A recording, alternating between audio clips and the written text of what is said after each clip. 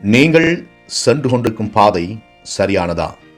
சங்கீதம் 25 சங்கீதம் 4 கர்த்தாவே, உம்முடைய வழிகளை எனக்கு தெரிவியும், உம்முடைய பாதைகளை எனக்கு போதித்தருளும் என்று தாவீது கேட்பதை நாங்கள் கவனிக்க முடியும். ஒரு தந்தை தனது மகனிடம் தாம் வசிக்கும் இடத்திலிருந்து ஒரு கிராமத்துக்கு சென்று தனது கடிதத்தை கொடுத்து வரும்படிக்கு கேட்டார். அந்த இளைஞன் முன்பு ஒருபோதுமே சென்றிராத ஒரு பாதையை காண்பித்து அவ்வழியில் செல்லும்படிக்கு தந்தை கூறினார். எல்லாம் சரியப்பா, ஆனால் எவ்வாறு அந்த பாதை அந்த கிராமத்தை சென்றடையும் என்பதை என்னால் காண முடியவில்லை என்று மகன் தகப்பனிடத்தில் கூறினான். நல்லது மகனே, அது எவ்வாறு என்று நான் கூறுகிறேன்.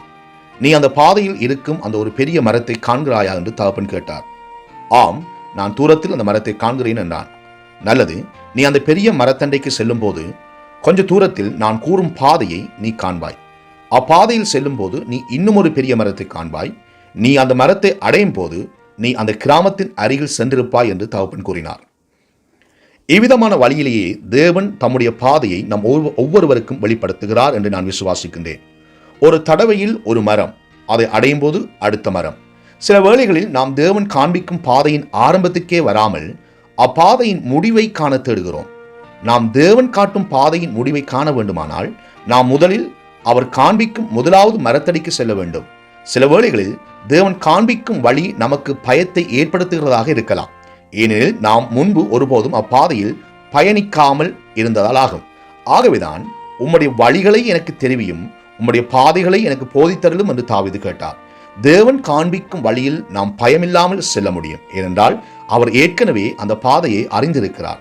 நாம் பயமில்லாமல் விசுவாசத்துடன் தேவன் காண்பிக்கும் பாதையில் செல்ல நம்மை என்று ஒப்புவிப்போமாக. பரலோக தந்தையே, உமது ஜீவனுள்ள வார்த்தைக்காய் நன்றி செலுத்துகிறோம்.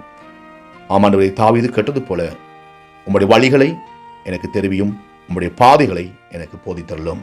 நாங்கள் எங்கே செல்வது, எப்படி செல்வது என்று பாதை தெரியாமல் தவித்துக் கொண்டிருக்கிற உமது பிள்ளைகளிடத்திலே நீங்கள் இதுதான் பாதை, இதிலே நடவுங்கள் என்று சொல்லக்கூடிய அந்த சத்தத்தை கேட்க எங்களுக்கு உதவி செய்யும்படியாய் ஜெபிக்கிறோம்.